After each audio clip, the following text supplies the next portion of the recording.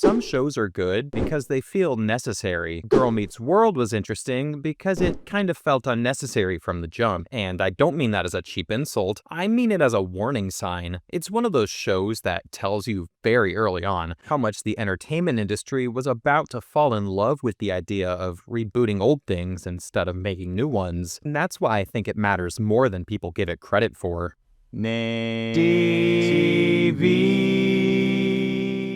Girl Meets World premiered on Disney Channel on June 27, 2014, as a direct follow-up to Boy Meets World. It's centered on Corey and Topanga's daughter, Riley Matthews, played by Rowan Blanchard, and her best friend Maya Hart, played by Sabrina Carpenter? Ben Savage and Daniel Fishel returned as Corey and Topanga, and the setup put Corey in the classroom again, this time as Riley's history teacher at John Quincy Adams Middle School, New York. And that's the whole pitch in one sentence, really. It's Boy Meets World, but now the daughter is the lead, and the show's trying to tell the same kind of coming-of-age story for a new audience. And on paper, I get why people were excited. I mean, I was. Boy Meets World had a lot of goodwill. It was one of those shows that hit a sweet spot where it could be funny, warm, and a little more thoughtful than people expected from a family sitcom. So when Disney said, we're gonna do it again, but with the next generation, it didn't sound crazy. It sounded like a safe bet, and in TV land, safe is usually where a lot of these decisions start. But the thing is, Girl Meets World came out right when the reboot machine was really starting to warm up. Not just kids TV either. The whole industry was getting more comfortable with the idea that an old title could be refitted for a new audience instead of creating something from scratch. That's the part that makes the show feel like a canary in the coal mine to me. It wasn't the first reboot ever, obviously, but it's one of the early examples where you can already feel the strategy hardening into a formula. Take the old thing, keep the recognizable bones, shift the point of view, and hope that enough people show up because they remember the logo, and that playbook got old pretty fast. The premise itself is simple enough that it almost explains the show's whole problem. Riley and Maya are navigating middle school, Corey's teaching at the school, Panga's still part of the family story, and the show's trying to do a modern version of Boy Meets World from a girl's perspective. That's not me being unfair, that's basically what the show was built to do. It was supposed to be familiar enough to reassure longtime fans, but updated enough to tell younger viewers, this is yours. And again, I don't think it's a bad instinct by itself. The issue is that the show never really escapes the shadow of the thing it's following. It's always aware of Boy Meets World. Sometimes that's a strength because the original cast members bring a lot of warmth and nostalgia was real. And other times it feels like the whole show is standing there politely waiting for you to remember another, better version of the same plot. It's a sequel that keeps glancing over its shoulder, and that can be charming for the first few episodes. At a point, though, it starts to feel like the show is asking for credit just for existing. And this is where the whole female reboot comes in, and I don't mean Girl World literally invented the idea of centering a reboot on a female character, but it absolutely helped normalize the structure of taking a known property and relaunching it by shifting the lead to a daughter, a sister, younger female character who can now serve as the new entry point for the brand. And that pattern shows up pretty much everywhere later, and Girl Meets World is one of the cleanest examples of it on kids TV. The message is basically, you liked the old show, now here's a new version of the same emotional machine, but from a girl's side. That can work, but it can also make the project feel like a market adjust instead of a creative necessity. The weird thing about Girl Meets World is that critics didn't hate it. The first season has an 84% approval on Rotten Tomatoes, and Metacritic gives the series a 64, which is not the worst thing ever. Rotten Tomatoes consensus basically says the show shares the nostalgia of its predecessor while giving younger viewers positive moral values. And that's a pretty accurate description of the problem too, because you can hear the compromise in the sentence. It's nostalgic and it's wholesome and it's trying very hard to be safe.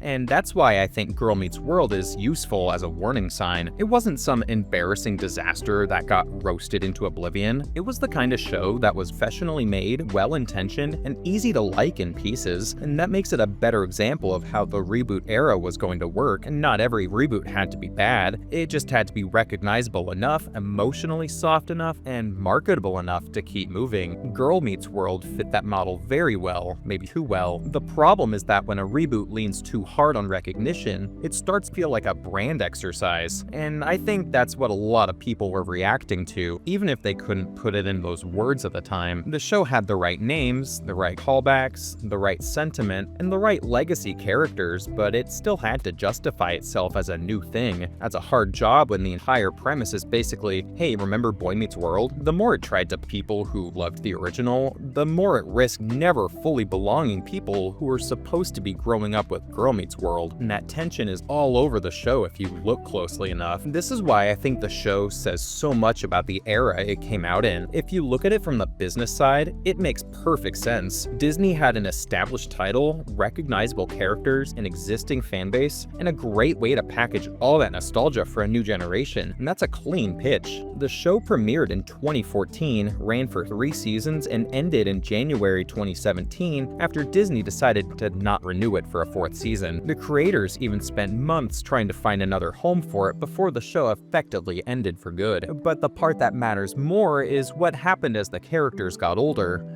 By the end, the show was starting to age out of Disney Channel's target audience. That was part of the reason fans pushed for another network to save it. The audience had grown with the characters, but the network was still operating inside a youth brand framework that did not really want to follow them forever. And that's a very reboot era problem if you ask me. The whole thing kind of depends on the emotional attachment of an older audience, but the business model still wants a kid-friendly brand that resets itself every few years. Those two things I don't think really play together well. And that's why I keep coming back to the idea that Girl Meets World was a warning. It's not because the show was uniquely bad, because it was so clearly built out of the logic that would dominate later. Recognizable title, familiar structure, new lead, nostalgia built into the engine, soft enough to be broadly acceptable, modern enough to pretend it was moving forward. And that formula became the default for a lot of entertainment after this, and once you notice it, you start seeing it everywhere. The show was not the first sign,